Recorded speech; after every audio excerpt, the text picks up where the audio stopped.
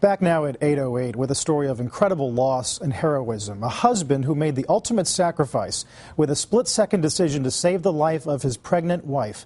We will talk to her in just a moment, but first, NBC's Lee Cowan has the details. Things couldn't have been better for Brian and Erin Wood.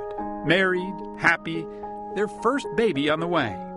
Life seemed pretty good as they strapped themselves into their Subaru that night. No one could have foreseen what would happen next. You know, I would give anything to be able to hug my husband just one more time. In an impound lot in Whidbey Island, Washington, covered by a plastic tarp, is what's left of Erin and Brian's car. Sitting next to it is a tan Chevy Blazer, the one that became the weapon that killed a father-to-be. I remember knowing, right then that he was gone because there wasn't anybody paying attention to him. And, no one was helping him out of the car or talking to him, or there was no movement over there. Investigators say the driver of the other car, 21-year-old Jordan Weichert, was taking off her sweater, allowing one of her friends in the passenger seat to take the wheel instead. Apparently the vehicle crossed over the center line. They both jerked the wheel, overreacted, went over to the right. Then they had to overreact and overcompensate, steered back to the left, lost control. And that's when they came head-on into the husband and wife. But it's what that husband did that is truly remarkable. With the SUV bearing down, Brian slammed on the brakes and swerved, just enough to take the full impact of the crash on his side. A split-second act of love and bravery, his wife says, for her and the child he's never met. That was a choice that he made to sacrifice himself to keep me and the baby safe because, it's just the kind of guy he was, always. Brian's parents, soon-to-be grandparents, are at least comforted by that. His first thought was for that baby and his wife. So I'm sure he did it without even consciously realizing it. Brian wasn't the only casualty. 2 passengers in the other car were killed as well. The cause? Police suspect DUI. The 21-year-old driver was arrested and charged, but not with driving drunk, but driving drugged. Investigators found cocaine, marijuana, and heroin all in the car that night, along with a .25 caliber handgun. As infuriating as that may be, Brian's parents say there's no room for anger. Anger won't help. Love will. A message that Brian's wife wants her baby to know. That Daddy loves him very much. And that Daddy's in heaven and looking down on us. He missed his firstborn without even knowing if he had a boy or a girl. The baby is due in November, a gift now more precious than ever. For today, Lee Cowan, NBC News, Los Angeles. And Erin Wood is with us now. Erin, good morning to you. Our deepest sympathies to you. Thank you for sharing your story with us this morning. Before I ask you about anything else, can you tell us, is everything okay with your pregnancy? What have the doctors told you?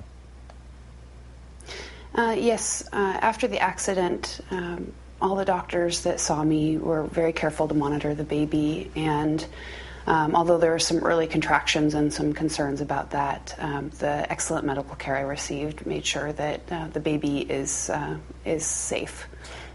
Your baby's due November 5th, so you're in the last couple of months here. How are you feeling?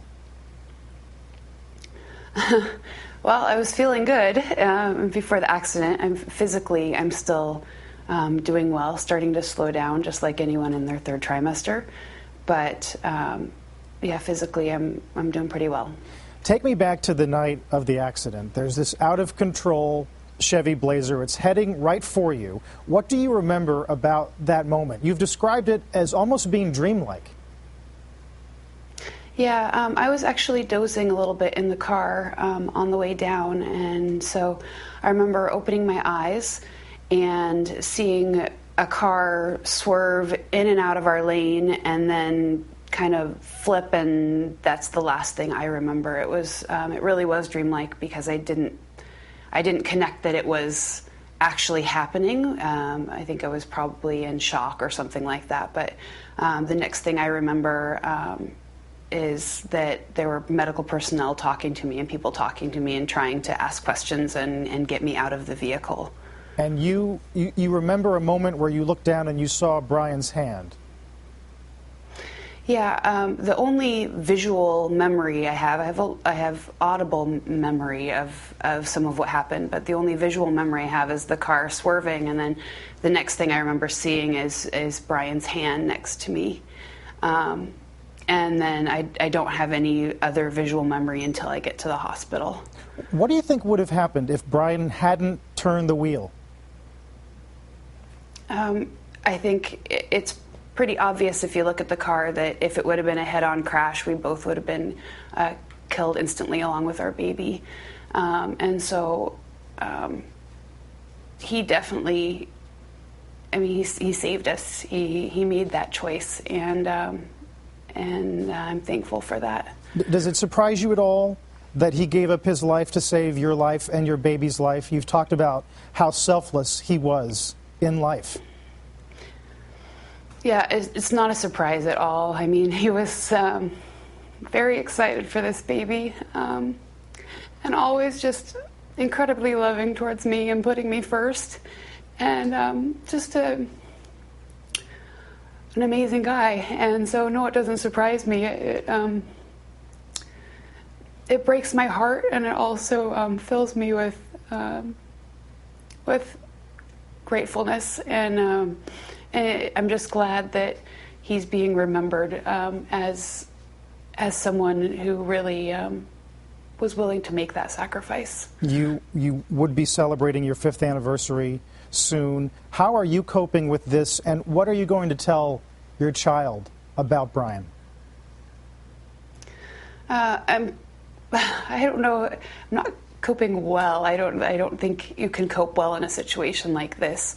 I'm just trying to draw a lot of strength right now from knowing that he made that choice to save me and the baby, and so I can't waste that gift, and he wouldn't want me to.